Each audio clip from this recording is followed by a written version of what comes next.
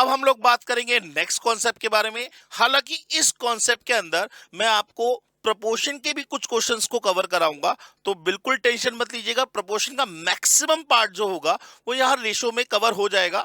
हालांकि प्रोपोर्शन एक अलग टॉपिक है, लेकिन वो कहीं ना कहीं रेशो से भी रिलेट होता है। तो कॉन्सेप्ट नंबर 3 की बात करेंगे। कॉन्सेप्ट नंबर थ्री में जहां हम ज्वाइंट रेशो या फिर कंबाइंड रेशो की बात करेंगे। ज्वाइंट रेशो या फिर कंबाइंड रेशो की बात करेंगे। इसमें क्या होता है, जैसे मान लीजिए मैं अगर आपसे क्वेश्चन कहूं, if A ratio B is equal to 2:3, ये कहा मैंने। If A ratio B equal to 2:3, then 2a plus 3b upon 3a minus B equal to what, ये मैंने आपसे पूछा। अब जरा मुझे सोच के समझ के जवाब दीजिएगा। अगर मैं कह रहा हूं a ratio B equal to 2:3, तो इसका मतलब क्या हुआ? इसका मतलब हुआ a upon B is equal to 2/3। Am I right? बिल्कुल ठीक बात है सर। अच्छा, क्या a की जगह 2 और b की जगह 3 लगाएंगे? नहीं भाई, हमने कहा था a बराबर 2x, b बराबर 3x। अब हम इसके अंदर पुट कर सकते हैं, बिल्कुल पुट कर दीजिए। क्या आ जाएगा? ये हो जाएगा 2 into 2x plus 3 into 3x upon 3 into 2x minus 3x, that is equals to 4x plus 9x upon 6x minus 3x, 13x upon 3x। Sir x से x कट गया, मतलब आंसर आ गया 13:3। अब जरा सोच के समझ के जवाब दीजिएगा। भाई, हमारा पेपर सीएमए फाउंडेशन का जो पेपर है, ये एक ऑब्जेक्टिव पेपर है। जब ऑब्जेक्टिव पेपर है तो हमें शो तो करना नहीं है। जब शो नहीं करना और यहां पे x से x कट जाएगा, तो हम x लगाए क्यों? नहीं समझे बात? मतलब यह है कि अगर आपको एक रेशो दे रखा है और जो पूछा है वो भी एक रेशो की ही फॉर्म है, अगर आपको एक रेशो दे रखा है और जो पूछा है वो भी एक रेशो की ही फॉर्म है, तो आप डायरेक्ट वैल्यू भी लगा सकते हैं। मतलब आपको ये करने की जरूरत ही नहीं है। आपको सीधे सीधे क्या करना है सर, a की जगह 2 और b की जगह 3 लगा दीजिए। अगर पेपर सब्जेक्टिव है, अगर आप इस चीज को कहीं सब्जेक्ट में किसी और कोर्स में कहीं यूज कर रहे हैं, तो आप डायरेक्ट वैल्यू नहीं लगा सकते। आपका सीएमए फाउंडेशन के पर्पज से बता रहा हूं, अगर आपका पेपर ऑब्जेक्टिव है, रेशो दे रखा है और रेशो पूछा है, तो भाई x से x तो बाद में कट ही जाएगा। जब कट जाएगा तो डायरेक्ट वैल्यू लगाइए, माने a की जगह 2 और b की जगह 3, वर्बली कैलकुलेशन हो जाएगी सर। 2a माने 2 2 जा कितना हो जाएगा 4, 3b 3 3 जा कितना हो जाएगा 9, 3a 3 2 जा कितना हो जाएगा 6 माइनस 3 माने 13/3। वर्बली आंसर निकल आया। लेकिन कंडीशन याद रखिएगा, जब रेशो दे रखा हो और आपसे रेशो पूछा हो तभी आप ऐसा कर सकते हैं। अगर रेशो दे रखा है, कुछ और पूछा है, तो नहीं कर सकते आप। बात समझ में आ गई? चलिए नेक्स्ट क्वेश्चन की बात करते हैं। इसी तरीके से मान लीजिए क्वेश्चन दे रखा है, if a ratio b ratio c is equal to 2:3:7, then find a square plus b square plus c square upon b square plus c square. पूछ रहा है इसकी वैल्यू क्या आएगी। अब जरा फिर ध्यान से देखिए सर, फिर ध्यान से देखिए, ये एक रेशो है और जो पूछा है वो भी एक रेशो की ही फॉर्म है। मतलब रेशो गिवन है और जो पूछा है वो भी क्या है, एक रेशो ही है। तो हम क्या कर सकते हैं, डायरेक्ट वैल्यू लगा सकते हैं। माने a की जगह 2, b की जगह 3 और c की जगह 7 लगा दें यहां पे। तो दैट इज इक्वल टू 2 का स्क्वायर प्लस 3 का स्क्वायर प्लस 7 का square upon 3 square plus 7 square. ये हो गया 4 + 9 13 और 49 दैट इज इक्वल टू 62। 4 + 9 13 और 49 62 upon 9 + 49 that is equal to 58। माने रेशो आ गया 31:29 दैट इज योर आंसर। बात समझ में आ रही है दोस्तों? तो यकीन मानिएगा क्वेश्चन ये बहुत इजी लगेंगे आपको, लेकिन शर्त है अगर आपको रेशो दे रखा है और आपसे रेशो पूछा है तभी आप ऐसा कर सकते हैं। जैसे और क्वेश्चन देखते हैं। मान लीजिए क्वेश्चन गिवन है आपको, if A/B is equals to C/D is equals to 2.5/1.5। ये आपके मटेरियल का क्वेश्चन है, आईसीआई मटेरियल का क्वेश्चन है। अब जरा ध्यान से देखिए, देन फाइंड, आपसे पूछा है A + C/B + D equals to what. बिल्कुल सेम वे में सर, जरा ध्यान से देखिए, फिर वही रेशो दे रखा है और आपसे जो पूछा है वो भी एक रेशो है। तो जरा ध्यान से देखिए, पहले तो इसे सिंप्लीफाई कर लेते हैं। A/B is equals to C/D is equals to 2.5/1.5। Point से पॉइंट, ये 5 जा, ये 3 जा, माने A की जगह 5, C की जगह 5, B की जगह 3 और D की जगह भी 3 यहां लगा दीजिए। तो दैट इज इक्वल्स टू क्या हो जाएगा, A की वैल्यू कितनी थी 5, C की वैल्यू कितनी है अगेन 5, B की वैल्यू कितनी है 3 और D की वैल्यू भी कितनी है 3, माने 10/6 का मतलब 5/3 दैट्स योर आंसर। बात समझ में आ गई सर?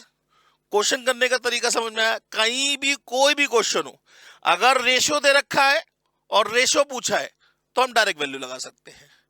रेशो दे रखा है, कुछ और पूछा है, डायरेक्ट वैल्यू नहीं, फिर A की जगह 5x, C की जगह 5x, B की जगह 3x, D की जगह 3x। बात समझ में आ गई या नहीं? चलिए अब इसमें टाइप नंबर 2 की बात करें, इसी में ज्वाइंट रेशो में। अगर मान लीजिए if A/B is equals to 2/3 कहूं and B/C is equals to 3/7 कहूं, और मैं पूछूं देन फाइंड A/B/C, बताइए क्या होगा? ये आपसे पूछ रहा हूं। अब जरा मुझे एक चीज का जवाब दीजिएगा सर, भाई अगर मैं बात करूं तो इन दोनों में आपको क्या कॉमन दिखाई दे रहा है? सर B कॉमन दिखाई दे रहा है।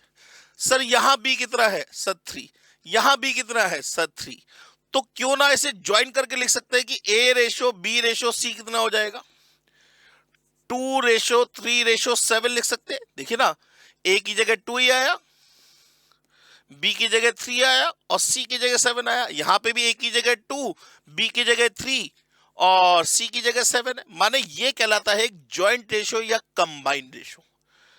अब आपसे पूछा क्या, A/B/C, ये आंसर आ गया सर। बात समझ में आ गई दोस्तों? चले अब अगर मान लीजिए नेक्स्ट क्वेश्चन की बात करूं, इसी वे में मैंने क्वेश्चन कहा if A/B is equals to 2/3, B/C is equals to 4/5, then find,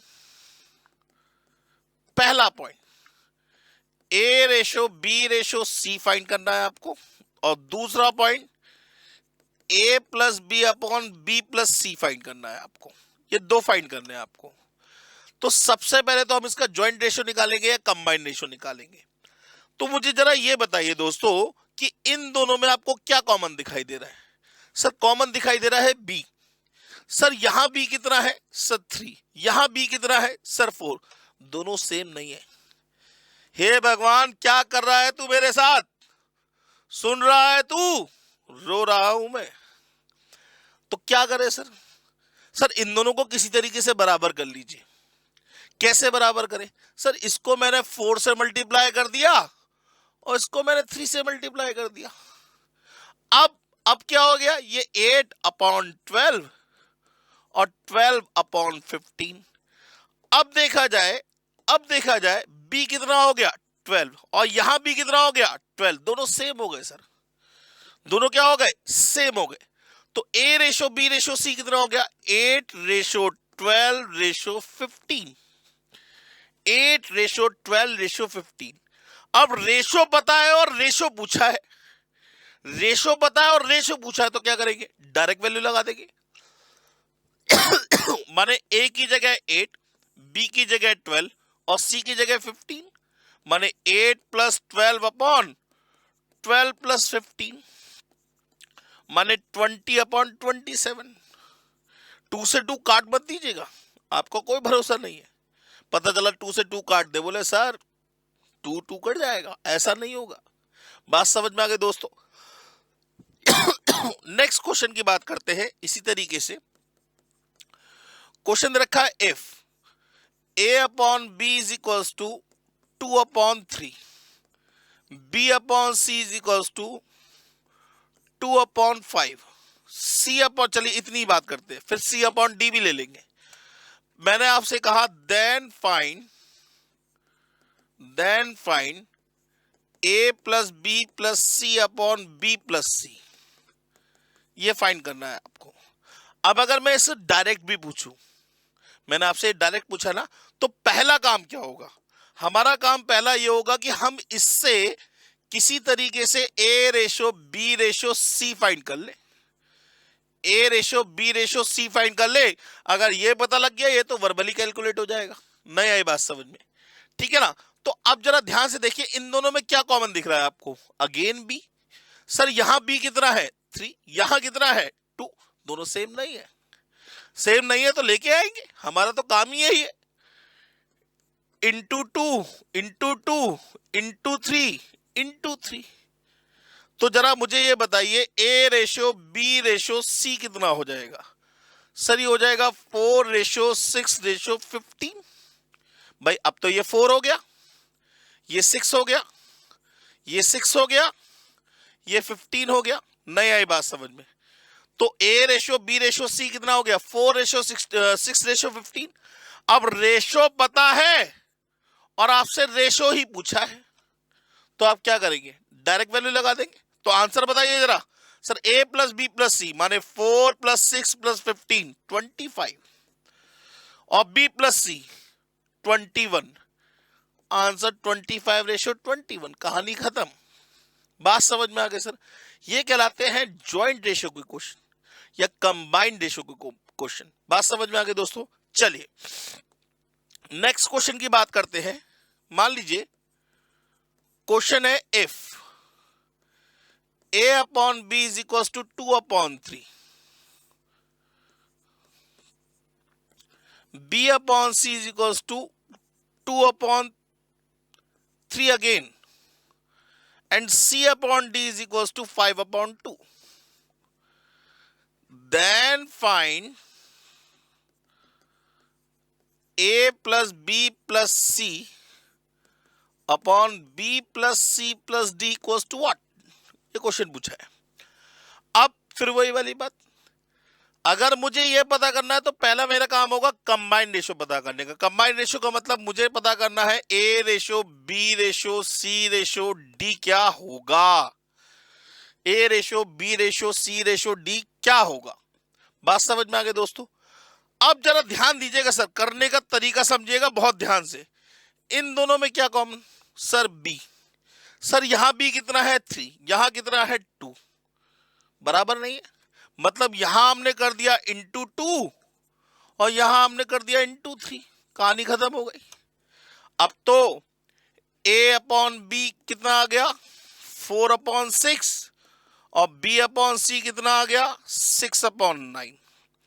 अच्छा अब c/d कितना है हमारा 5/2। माने इन दोनों में क्या कॉमन है b, ये तो सेम हो गए। अब इन दोनों में क्या कॉमन है सर c कॉमन है। जरा ध्यान दीजिएगा, इन दोनों में क्या कॉमन है सर c कॉमन है। यहां c कितना है 9, यहां कितना है 5, अगेन इक्वल नहीं है, बराबर करना पड़ेगा। बराबर करना पड़ेगा तो यहां क्या करेंगे इंटू 9 करेंगे और यहां क्या करेंगे इंटू 5 करेंगे। अच्छा अगर मैंने इसको इंटू 5 किया तो ये 30 बन गया, तो ऊपर भी इंटू 5 करना पड़ेगा, नहीं तो फिर ये 6 ही रह जाएगा। तो यहां पे भी इंटू 5 कर दिया मैंने।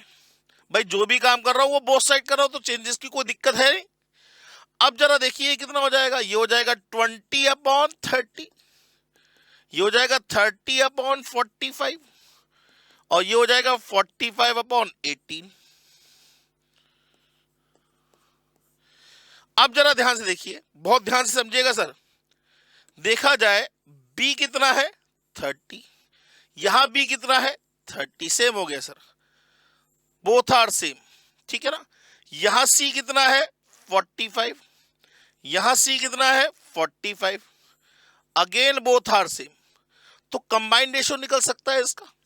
तो a ratio b ratio c ratio d कितना हो गया 20 रेशो 30 रेशो 45 रेशो 18। ये इसका क्या निकल आया, कंबाइंड रेशो निकल आया। जब कंबाइंड रेशो निकल आया और आपसे रेशो दे रखा है, रेशो पूछा है, तो डायरेक्ट वैल्यू लगा सकते हैं। मतलब ए की जगह 20, बी की जगह 30, सी की जगह 45, डी की जगह 18, यहां लगा दीजिए। क्या हो जाएगा जरा बताइए, क्या होगा 20 + 30 + 45 that is equals to 95 upon b + c + d 30 + 45 + 18 that is equals to 93। तो 95/93 दैट इज योर आंसर। करने का तरीका समझ में आ रहा है, क्लियर हो गई बात। चलिए अब इसी में ही नेक्स्ट क्वेश्चन की बात करते हैं। मान लीजिए क्वेश्चन दे रखा है कुछ इस तरीके से, इफ a/2 = b/3 = c/5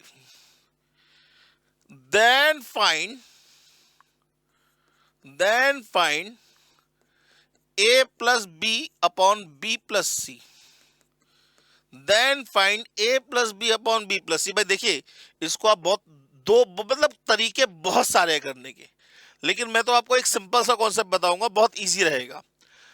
हमने क्या करा, हम इसको फिर वही तोड़ लेते हैं। हम क्या करते हैं, इसको इस तरीके से कर लेते हैं। पहले हम ये रेशो ले लेते हैं। तो जरा ध्यान दीजिएगा, a/2 = b/3 है। क्या मैं इन दोनों को इंटरचेंज कर सकता हूं, आपस में स्वैपिंग करा सकता हूं? बिल्कुल करा सकता हूं भाई। b नीचे ले आऊंगा और 2 ऊपर ले जाऊंगा, इन दोनों को स्वैपिंग करा सकते हैं। तो क्या हो जाएगा जरा बताइएगा देख के, क्या हो जाएगा, ये हो जाएगा a/b = 2/3 हो जाएगा। a/b = 2/3 हो जाएगा। बात समझ में आ गई दोस्तों। चलिए बिल्कुल सेम वे में अब मैंने ये वाला पार्ट लिया, ये वाला पार्ट माने b/3 = c/5। मैं फिर आपसे पूछता हूं, क्या इन दोनों को इंटरचेंज कराया जा सकता है, स्वैपिंग की जा सकती है? बिल्कुल की जा सकती है। स्वैपिंग करेंगे तो क्या मिल जाएगा हमें, b/c = 3/5 हो जाएगा। b/c = 3 इधर चला गया, 5 नीचे था, जैसा था वैसा का वैसा रहा। अब जरा मुझे सोच के जवाब दीजिएगा, इन दोनों में क्या common? Sir b common. Sir यहां b कितना है 3, यहां कितना है 3, दोनों सेम है सर। तो जरा मुझे बताइए a/b/c कितना हो गया, 2/3/5 हो गया। a/b/c कितना हो गया, 2/3/5 हो गया। अब रेशो दे रखा है और रेशो पूछा है, डायरेक्ट वैल्यू लगाएंगे sir. Then a + b + c upon b + c कितना हो जाएगा 10/8, मतलब कितना हो जाएगा 5/4। ये आंसर आ गया। अच्छा एक बात बताइए, इतनी मेहनत करने की जरूरत ही नहीं है। जरा ध्यान दीजिएगा सर, ध्यान दीजिएगा। a/2 = b/3 = c/5, तो a/b/c क्या आया, ध्यान से देखिए 2/3/5 डायरेक्ट निकल रहा है। क्यों मेहनत करें, क्यों, किस वजह से, जरूरत ही नहीं है। कॉन्सेप्ट हमें पता है, हमने क्या करा है। बात समझ में आ रही है दोस्तों। चलिए मान लीजिए इसी तरीके से मैं क्वेश्चन अगर दूसरा दूं, मैंने कहा इफ a/5 = b/7 = c/2। मैं अगर आपसे सिर्फ इतनी सी बात पूछूं कि a/b/c क्या होगा, तो जरा जवाब दीजिएगा। है जी, क्या बोल रहे हैं हाँ, 5:7:2 डायरेक्ट हो गया।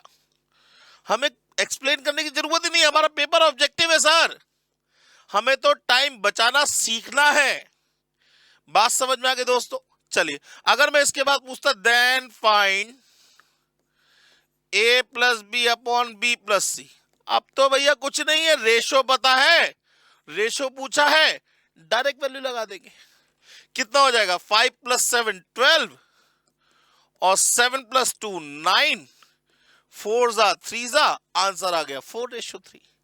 बात समझ में आ गई दोस्तों? तो अगर इस टाइप से क्वेश्चन हो तो आप उसे डायरेक्ट रेशियो की फॉर्म में लिख सकते हैं, कंबाइंड रेशियो डायरेक्ट बता सकते हैं, जॉइंट रेशियो डायरेक्ट बता सकते हैं। मान लीजिए क्वेश्चन कुछ इस तरीके से दे रखा है, if a/5 is equal to b/3 is equal to c। अब मैं अगर आपसे पूछूं a/b/c बताइए, जरा डायरेक्ट बताइए सर। सर गड़बड़ हो गई, मैंने क्या हुआ? सर इसके अपॉन में कुछ नहीं है। नहीं है तो भाई कोई बात नहीं, इसके अपॉन में 1 लगा लो। सर ऐसे कैसे? अरे सर किसी के डिवाइड में 1 लिखोगे कोई फर्क तो पड़ता नहीं। तो जरा बताइए a/b/c कितना आ गया? 5:3:1 आ गया।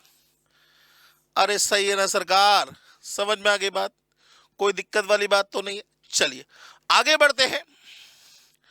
मान लीजिए क्वेश्चन में थोड़ा सा चेंजेस करते हैं। क्वेश्चन कह रहा है if 2a/3 is equal to 3b/4 is equal to 4c/5। अब देन जरा मुझे बताइए a/b/c क्या होगा? फंस गए सर, बिल्कुल फंस गए। कुछ नहीं करना है सर, कुछ भी नहीं करना है। ये क्या लिखा हुआ है? ये क्या लिखा हुआ है? 2/3 लिखा हुआ है ना, इसको उल्टा करके लिख दीजिए 3/2। ये क्या लिखा है? 3/4 लिखा हुआ है ना, इसको उल्टा करके लिख दीजिए 4/3। ये क्या लिखा हुआ है? 4/5 लिखा हुआ है ना, रेशो 5/4। बस ठीक है, ये रेशो आ गया, ये रेशो आ गया। मतलब अब हम इसका एलसीएम ले सकते हैं। भाई एलसीएम लेना पड़ेगा आपको, क्योंकि रेशो में कभी कॉमन चीजें नहीं आती, हमेशा डिफरेंट चीजों का रिलेटिव कंपैरिजन की बात करते हैं। तो इसका एलसीएम कितना आ गया सर? 12। अब 2 6 जा 12 तो 3 6 जा 18, 3 4 जा 12 तो 4 4 जा 16, 4 3 जा 12 तो 5 3 जा कितना होगा? 15। और ये 12 कॉमन है तीनों में तो ये काट दिया, माने a/b/c कितना आ जाएगा आपका? 18:16:15। बात समझ में आ गई दोस्तों? माने अगर देखिए सिर्फ अपॉन में है तो डायरेक्ट रेशियो निकल आएगा, लेकिन अगर इसके मल्टीपल में कोई एक वैल्यू है तो आप इसको रेसिप्रोकेट करके लिख दीजिए, बात वही आएगी निकल के, चाहे आप चेक कर लीजिएगा। क्लियर हो गई बात? चलिए अच्छा, नेक्स्ट क्वेश्चन इसी तरीके से एक और लेके चलते हैं। मान लीजिए क्वेश्चन दे रखा है if 3a/2 is equal to 2b/5 is equal to c/7। ये लिखा हुआ है सर, c/7। देन जरा मुझे ये बताइए a/b/c क्या होगा? हाँ जी सर, a/b/c क्या होगा? 3/2 का उल्टा 2/3, 2/5 का उल्टा 5/2, और यहां 1 लिख लीजिए, 1/7 का उल्टा 7/1। नहीं आई बात समझ में? अब एलसीएम कितना आ गया सर? एलसीएम आ गया 6। हालांकि ये 6 कट जाएगा बाद में, 3 2 जा 6 तो 2 2 जा 4, 2 3 जा 6 तो 5 3 जा 15, 1 6 जा 6 तो 6 7 जा 42। इस 6 को काट दीजिए, ये आपका निकल आया a/b/c। बात समझ में आ गई दोस्तों? करने का तरीका समझ में आ रहा है? क्वेश्चन को बहुत सिंपल वे में करिए सर, देखिए कोई रटने वाली बात नहीं है, बहुत चीजों को कॉन्सेप्ट से करेंगे, कभी परेशान नहीं होंगे। बात समझ में आ गई ना दोस्तों? चलिए अब एक क्वेश्चन और लेके चलते हैं। मान लीजिए क्वेश्चन दे रखा है if 2a = 3b = 4c। Sir अब क्या करें? सर कुछ नहीं करें, अपॉन में 1 लगा लीजिए ना। अब अगर मैं कहूं ए रेशो बी रेशो सी क्या होगा, तो ये 2/1 है, इसका उल्टा क्या हो जाएगा 1/2। ये 3/1 है, इसका उल्टा क्या हो जाएगा 1/3। ये 4/1 है, इसका उल्टा क्या हो जाएगा 1/4। एलसीएम कितना आ गया 12। अब 2 6 जा 12, तो 6 1 जा 6, 3 4 जा 12, तो 4 1 जा 4, और 4 3 जा 12, तो 3 1 जा 3। इस 12 को कट कर दीजिए, ये आपका ज्वाइंट रेशियो निकल आया। बात समझ में आ रही है सर? आप इस क्वेश्चन को चाहे तो इक्वल्स टू के मान के भी कर सकते थे, हर क्वेश्चन को। यहां आप इक्वल्स टू के मान लेते, यहां इक्वल्स टू के मान लेते, तो उस कंडीशन में ए की वैल्यू के की फॉर्म में निकल आएगी। कैसे निकल आएगी जरा ध्यान से देखिएगा भाई। अगर मैं कहूं 2/3 ए इज इक्वल्स टू के, तो ए की वैल्यू कितनी आ जाएगी 3k/2, जो मैं यहां लिख रहा हूं डायरेक्ट, जो मैं डायरेक्ट यहां लिख रहा हूं।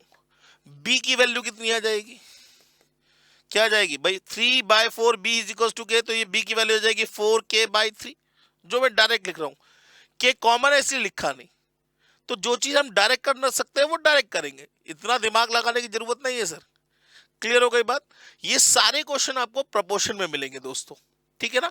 तो बिल्कुल भी टेंशन लेने की जरूरत नहीं है, बहुत इजी क्वेश्चन होते हैं ये, तो हमें फ्री के नंबर दिलवाते हैं, इसमें तो कुछ करना ही नहीं है। बात समझ में आ गई दोस्तों? चलिए अब हम बात करते हैं आगे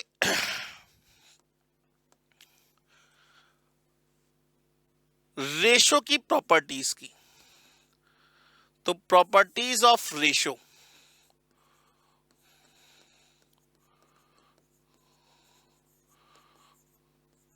प्रॉपर्टीज ऑफ रेशो क्या कहता है सर? प्रॉपर्टीज ऑफ रेशो में ये कहता है कि अगर कहीं आपसे भूले भटके से x रेशो y है, इसका आपसे इनवर्स रेशो पूछे, क्या पूछे? Inverse ratio. तो इनवर्स का मतलब क्या होता है सर? उल्टा। इनवर्स का मतलब क्या होता है? उल्टा। माने x रेशो y का उल्टा क्या हो जाएगा y ratio x। x ratio y का उल्टा क्या हो जाएगा y रेशो x। ऐसे ही आपसे x/y माने x रेशो y का आपसे डुप्लीकेट रेशो पूछे, क्या पूछे? Duplicate ratio. तो डुप्लीकेट का मतलब स्क्वायर, माने x square ratio y square. बात समझ में आ गई दोस्तों? अच्छा, x/y का आपसे ट्रिप्लीकेट रेशो पूछे, क्या पूछे? Triplicate ratio. तो ट्रिप्लीकेट में क्या करेंगे? क्यूबिंग कर देंगे, x³/y³। बात समझ में आ गई दोस्तों? ऐसे ही अगर आपसे x/y का सब डुप्लीकेट रेशो पूछे, तो सब डुप्लीकेट में लगा देंगे अंडर रूट या स्क्वायर रूट, या सिर्फ बोल सकते हैं रूट। माने x/y का सब डुप्लीकेट क्या होगा? Under root of x/y। ऐसे ही आपसे x/y का सब ट्रिप्लीकेट रेशो पूछे, तो यहां लगेगा बेटा क्यूब रूट। ये छोटा सा 3 है, 3 रूट के बाहर नहीं लिखा है, यहां 2 के पेयर बनाते हैं, यहां 3 के पेयर बनाते हैं। एक एग्जाम्पल लेके चलते हैं सर। जैसे 2:3 का इनवर्स क्या होगा? 3:2। 2:3 का इनवर्स क्या होगा? 3:2। 4:5 का डुप्लीकेट 16/25। 4:5 का डुप्लीकेट 16/25।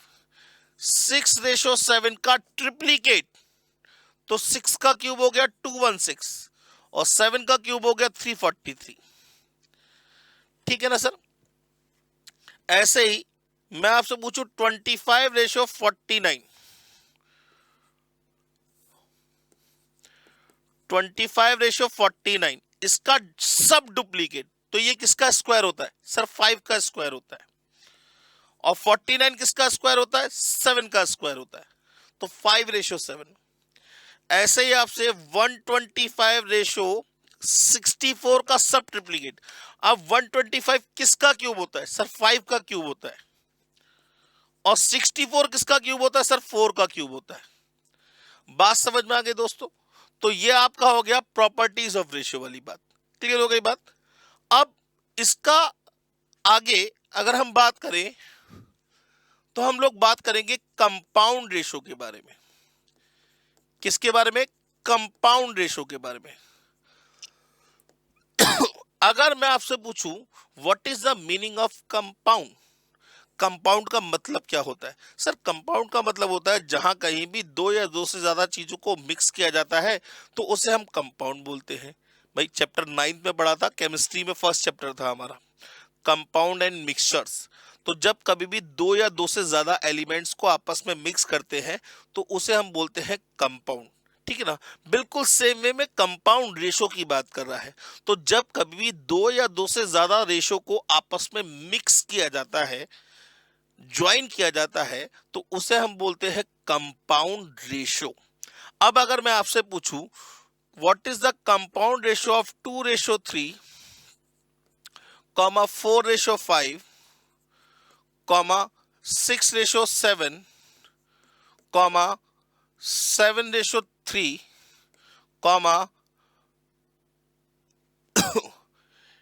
5:12, इनका कंपाउंड रेशो आपसे पूछा है मैंने। क्या करेंगे सर? कुछ नहीं करना, इन सबको आपस में मल्टीप्लाई कर दीजिए। मतलब इनका कंपाउंड रेशो निकल आएगा 2/3 इंटू 4/5 इंटू 6/7 इंटू 7/3 इंटू 5/12। अब जो कट रहा है वो काट दीजिए। भाई इस काम में तो हम माहिर है, इस काम में तो हम माहिर है। जो नहीं कटता हम वो काट देते, तो यहां तो कट रहा है।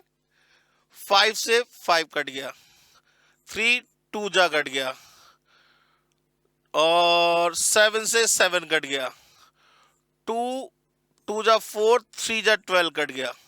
मतलब कुल मिला के कितना बचा? 4/9। तो ये इसका फाइनल आ गया। ये कहलाएगा इसका कंपाउंड रेशो। तो कंपाउंड रेशो में जिन भी रेशो का आपसे कंपाउंड रेशो पूछा है उन सबको आपस में आप क्या कर देंगे? मल्टीप्लाई कर देंगे। बात समझ में आ गई दोस्तों? क्लियर हो गई बात? चलिए अब हम आगे बात करते हैं इसी टाइप के क्वेश्चन में, कंपाउंड रेशो में किस टाइप का क्वेश्चन बन सकता है। जरा देखिएगा ध्यान। Mayank sir, who was very supportive throughout the journey, he teaches you on the basis of real life based examples, which are very, very easy and unforgettable. And his teaching skills are very simple and very innovative. So you would remember it after 10 years also. ये share करना चाहती हूँ। अगर आपको भी math में डर लगता है, आपके भी फॉर्मूले याद नहीं होते हैं या मैथ से रिलेटेड कुछ भी प्रॉब्लम होती है, then how you can overcome your fear of math. I would like to give you advice कि आप एक बार मयंक अग्रवाल सर से पढ़ के देखें। अभी मैं फाउंडेशन में हूँ, मैंने अभी उनसे ही पढ़ाई कर रहे हैं और उन्होंने आज तक हमें कभी फार्मूला रटना नहीं सिखाया। हमारे सारे आंसर 3 लाइन के अंदर में हमारे आ जाते हैं। I am Vishesh Sharma, a student of Mayank Agarwal sir. I am feeling short of words to express the hard work being put by the sir in teaching us. The way he teaches has left me astonished. The way he interacts with the class is interesting. It makes you understand the concepts. He never puts emphasis on the formulas. He always says that do not learn the formulas, just understand them. And I never learned any formulas, I just understand them. I always thought that maths was my weak point. I will never able to clear it. But by listening to all the advices sir had, I was able to clear it with flying numbers and a very good percentage in overall. It was all due to Mayank sir that I was able to score good in maths. Hi, I'm Jyoti and I'm pursuing CA professional course. जैसा कि आप सब जानते हैं maths में बहुत लंबी calculations होती हैं और बहुत बच्चों को इससे डर भी लगता है। But now I have a solution, Mayank sir. Mayank sir बहुत लंबी कैलकुलेशंस को बहुत इजी वे में करना सिखाते हैं। और Hello everyone, I am Kritika Tanwar and I am a CA student. I would like to share one thing with you all. अगर आप लोगों को मैथ से डर लगता है, अगर आपको फॉर्मूलेज याद नहीं होते, अगर आप टाइम पे अपने क्वेश्चन सॉल्व नहीं कर पाते मैथ्स के, सो आपके इन सब प्रॉब्लम्स के लिए I have one solution, that is Mayank sir. Mayank sir हमारे मैथ्स के टीचर हैं वो हमको मैथ्स इस तरह से पढ़ाते हैं कि हमको आज तक कोई भी फॉर्मूला रटने की ज़रूरत नहीं पड़ी, हमको आज तक कोई भी कॉन्सेप्ट रट्टा मारने की ज़रूरत नहीं पड़ी, कोई भी कॉन्सेप्ट लर्न करने की ज़रूरत नहीं पड़ी। हमको आज तक सर ने जितने भी टॉपिक्स कराए हैं बिना किसी फॉर्मूला के कराए हैं, सारे प्रैक्टिकल एग्जांपल दे दे के प्रैक्टिकली हमको कॉन्सेप्ट बताया है, जिससे हमें कॉन्सेप्ट आज तक विद कमांड अच्छे से याद है। हमको आज तक कोई भी फॉर्मूला नहीं कराया। और साथ ही साथ सर ने हमको टाइम मैनेजमेंट भी सिखाई है कि हमको एक क्वेश्चन कितने टाइम में और कितने स्टेप्स में करना है। हमारा कोई भी आंसर 3 स्टेप के अंदर आराम से आ जाता है। सो हमको जैसे हमारा जो CA फाउंडेशन का एग्ज़ाम है वो MCQ बेस्ड है, तो उसमें हमको ये मेथड काफ़ी हेल्प करता है। टाइम पे हमारा पेपर हो पाता है। आज तक हमको कोई भी कैलकुलेटर ट्रिक याद करने की ज़रूरत नहीं पड़ी है। सर ने इस तरह से हमको आज तक पढ़ाया है। This is very tough. Maths के क्वेश्चन सॉल्व नहीं हो रहे, हमसे फॉर्मूलाज याद नहीं हो रहे, टीचर्स बोलते हैं कि फॉर्मूला याद कर लो। सो आज मैं आपके लिए एक सॉल्यूशन लेके आई हूँ, मयंक अग्रवाल सर। जो मयंक अग्रवाल सर मुझे बेस्ट लगते हैं। हमारा MCQ बेस्ड एग्ज़ाम होता है और हम सब जानते हैं कि MCQ बेस्ड ज़्यादा ट्रिकी आता है कंपैरिजन टू हमारे जो डिस्क्रिप्टिव क्वेश्चंस होते हैं उससे। तो जो हमारे अभी तक मेरे जो आंसर्स 3 लाइन से ज़्यादा में आंसर्स नहीं आए हैं। सर हमारी ऐसी प्रैक्टिस करवाते हैं कि हमारे जितने भी आंसर्स होते हैं वो मैक्सिमम 3 लाइन्स के अंदर आ जाते हैं। That is M for maths and M for Mayank Agrawal. Thank you. बहुत फायदा हुआ है and we are confident about our result. Now it's your turn to shine. अब आप भी मयंक सर के पास आए और अपने CA कोर्स को फर्स्ट टाइम में क्रैक करें। हमारे साथ चलते हैं। तो मैं आपको रेकमेंड करूँगी मयंक अग्रवाल